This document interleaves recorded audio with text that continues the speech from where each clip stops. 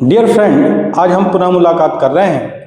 आज हम time and work chapter के तीसरे लेक्चर के लिए मुलाकात करेंगे, जो कि आप जान रहे हैं हमने यूपीएसआई की के लिए ये पूरे बैचेस बनाए हैं। और आप लोग याद ना हो तो प्लेलिस्ट पे जाके पुराने सारे लेक्चर्स को चेक करें और वहाँ से आप मैथ्स के सारे लेक्चर्स को पढ़ सकते हैं और साथ में अन्य विषयों के भी सब्जेक्ट्स को भी पढ़ा जा सकता है।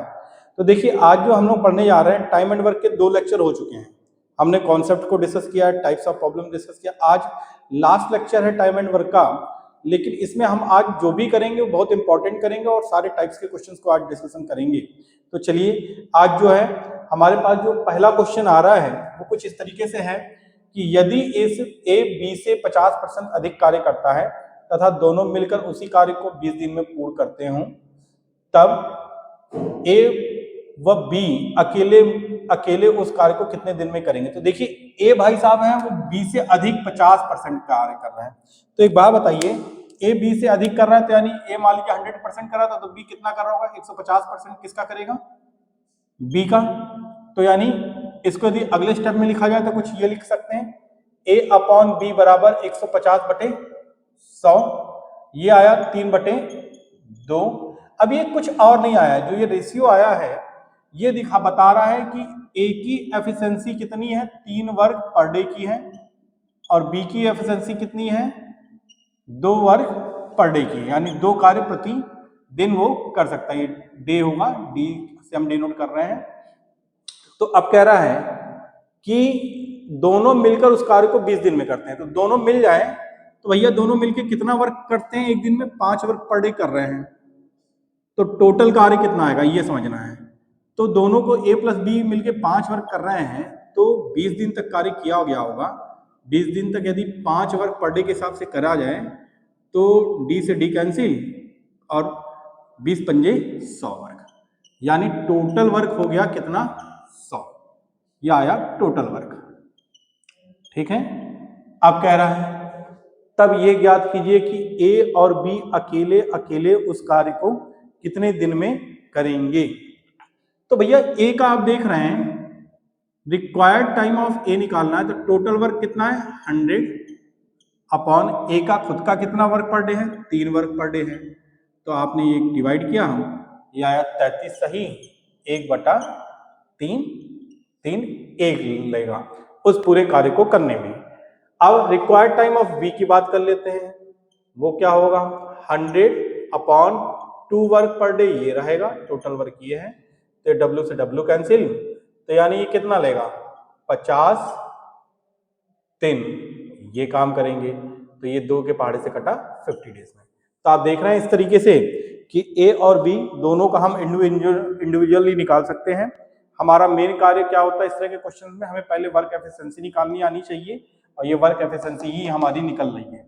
यहाँ पे हम एलसीएम मेथड का प्रयोग कम ही यूज करते हैं, मेथड तो कर रहे हैं लेकिन एलसीएम की जरूरत ही नहीं पड़ेगी, क्योंकि हमारा यहाँ पे आपका क्या दिया हुआ है? सीधे एफिशिएंसी दे दी गई है।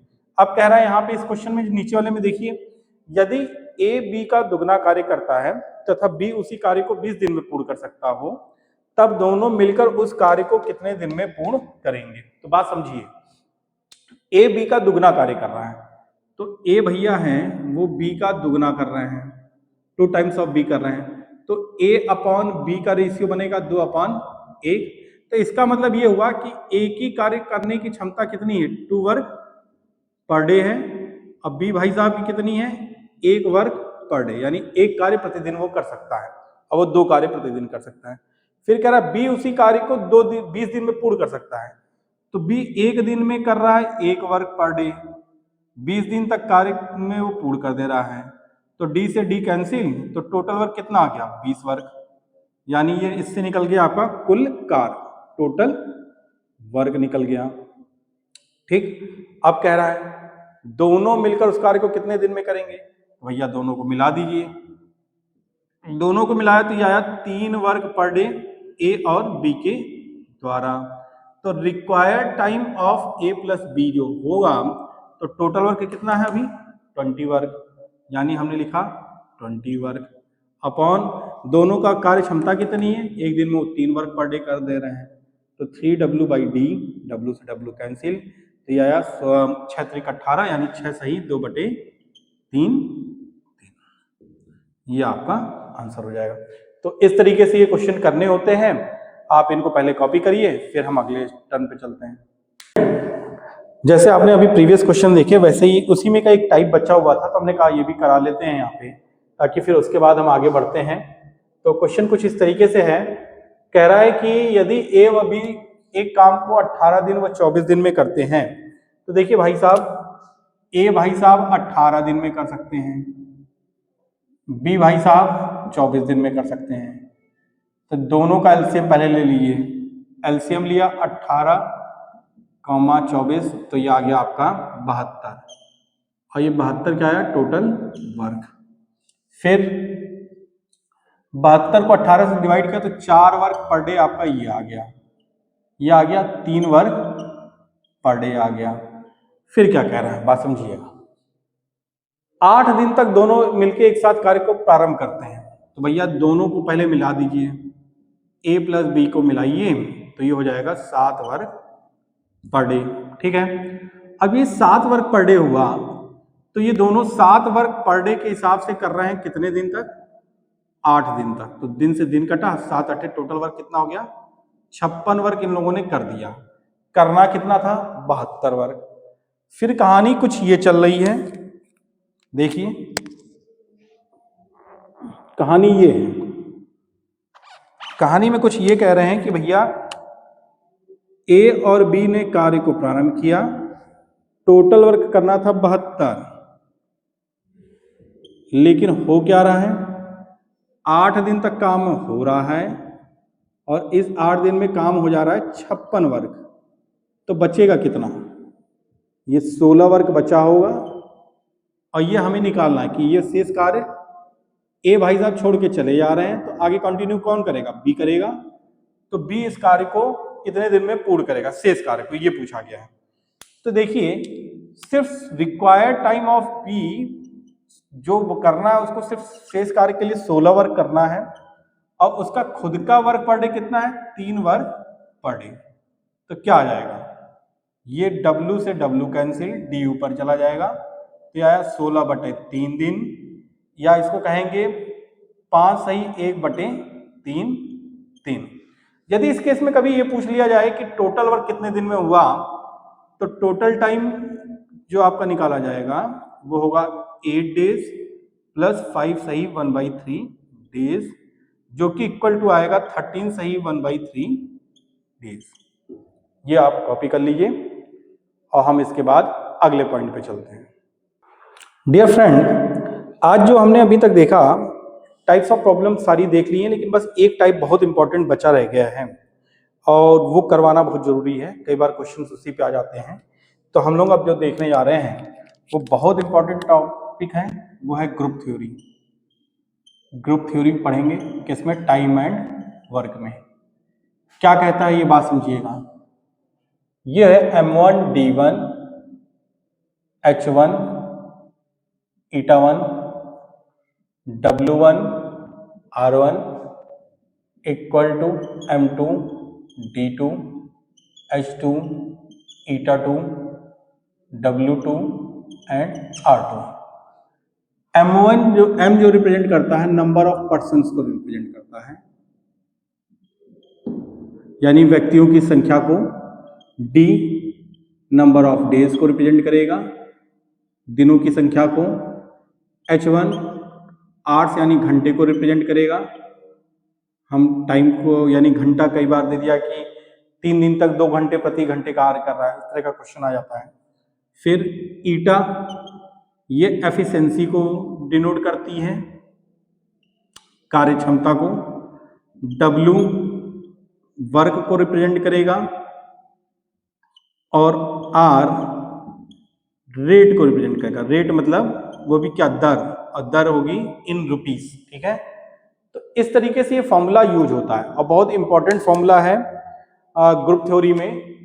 कई बार इसको इस ग्रुप में ही क्वेश्चंस आते हैं, तो इसको आप ब्रैकेट में कर लीजिएगा। बहुत इंपॉर्टेंट पार्ट हम पढ़ने जा रहे हैं, और बहुत बार क्वेश्चंस बनते हैं। तो पहले इसको कॉपी करिए, फिर हम आगे बढ़ते हैं। जो आपने अभी ग्रुप थ्योरी पढ़ी उसी में 2 क्वेश्चंस और हैं। वो क्वेश्चन कुछ इस तरीके से हैं, कि 6 पुरुष या 8 स्त्रियां एक कार्य 10 दिन में कर सकते हैं, तब 3 पुरुष व 4 स्त्रियां उसी कार्य को कितने दिन में पूर्ण करेंगे। तो बात समझिए, फॉर्मूला लगना क्या है, M1D1 इक्वल टू M2D2।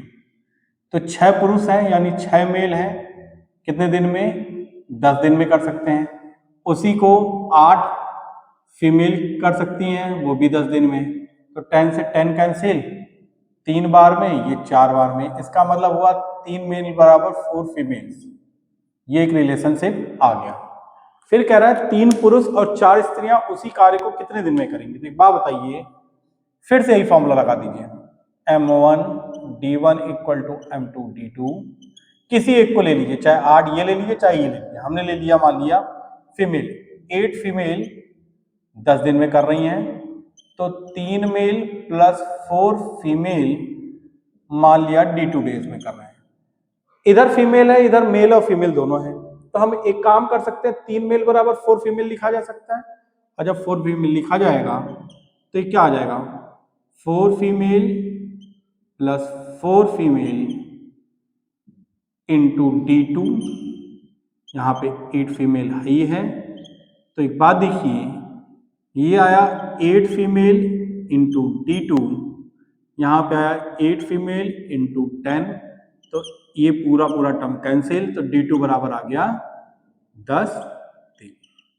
यानी 3 पुरुष और 4 स्त्रियां भी मिलकर उस कार्य को 10 दिन में कर सकते हैं। ठीक है, कोई दिक्कत यहां तक। चलिए अगला देखते हैं। क्वेश्चन कुछ इस तरीके से कह रहा है कि 3 पुरुष व 4 महिलाएं। तो देखिए 3 पुरुष व 4 महिलाएं, तो 3 मेल प्लस 4 फीमेल्स।